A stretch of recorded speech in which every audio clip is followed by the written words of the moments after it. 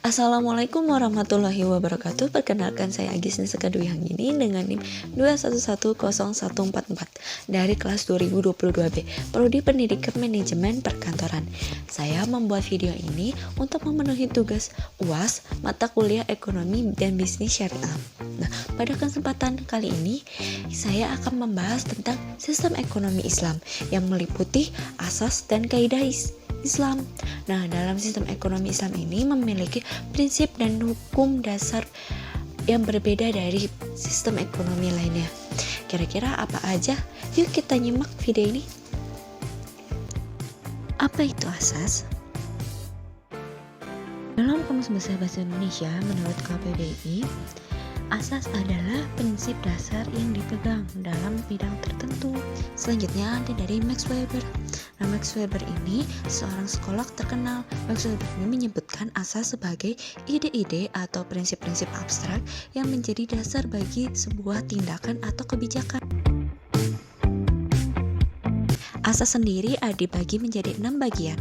Yang pertama ada syariah, yang kedua ada kepemilikan yang adil, yang ketiga ada zakat, yang keempat ada riba, yang kelima ada keadilan dalam kontrak, yang terakhir ada larangan barang haram. Yang pertama ada asas syariah. Asas syariah ini adalah prinsip keadilan dalam kontrak bisnis sebagai penting untuk memastikan bahwa semua pihak mendapatkan hak dan kewajiban yang adil dalam transaksi ekonomi. Yang kedua ada asas kepemilikan yang adil. Para ahli menganggap prinsip kepemilikan yang adil sebagai inti dari sistem ekonomi Islam. Ini berarti mendorong redistribusi kekayaan untuk mengatasi kesenjangan ekonomi. Ketiga ada zakat. Zakat sebagai alat untuk mengurangi ketidaksetaraan sosial dan ekonomi. Zakat dianggap sebagai bentuk pajak sosial yang membantu untuk fakir miskin dan yang membutuhkan. Yang keempat ada larangan riba. Larangan riba sebagai fitur kunci dalam sistem ekonomi Islam ini mempengaruhi berbagai jenis pembiayaan dan investasi dalam ekonomi Islam. Kelima ada asas keadilan dalam kontrak. Prinsip keadilan dalam kontrak bisnis sebagai penting untuk memastikan bahwa semua pihak mendapatkan hak dan kewajiban yang adil dalam transaksi ekonomi. Yang terakhir ada larangan barang haram.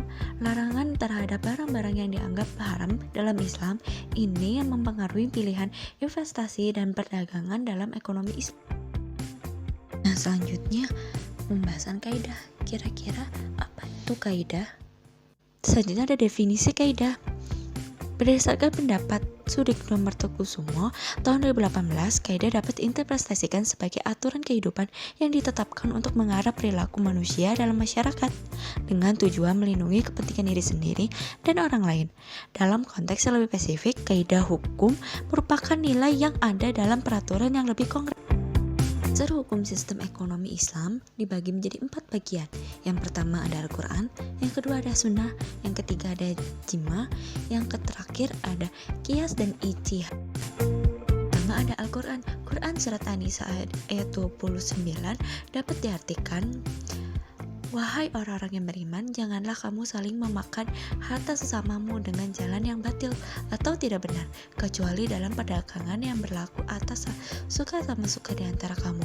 Dan janganlah kamu bunuh diri, sesungguhnya Allah menyayangimu. Yang kedua ada Sunnah. Dari Hakim bin Azim radhiyallahu anhu, Nabi Muhammad SAW, penjualan dan pembeli masing-masing memiliki hak pilih atau hikhyar selama keduanya belum terpisah.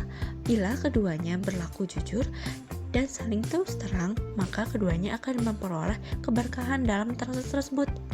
Sebaliknya, bila mereka berlaku dusta dan saling tutup menutupi, niscaya akan hilang keberkahan bagi mereka pada transaksi tersebut.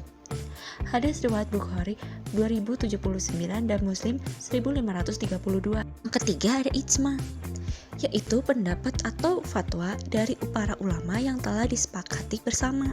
Tentunya tetap dilandaskan pada Al-Quran dan hadis. Dalam hal ini berkaitan dengan sistem ekonomi Islam. Misalnya, para ulama sepakat bahwa jual beli dihalalkan, sedangkan riba diharamkan.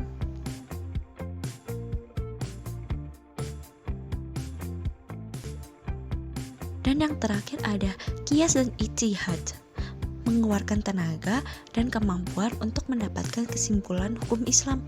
Dasar utamanya adalah Al-Quran dan Sunnah yang dilengkapi dengan disiplinnya keilmuannya yang tidak menyalahkan kedua fondasi tersebut. Selanjutnya kita akan membahas kaidah umum sistem ekonomi Islam.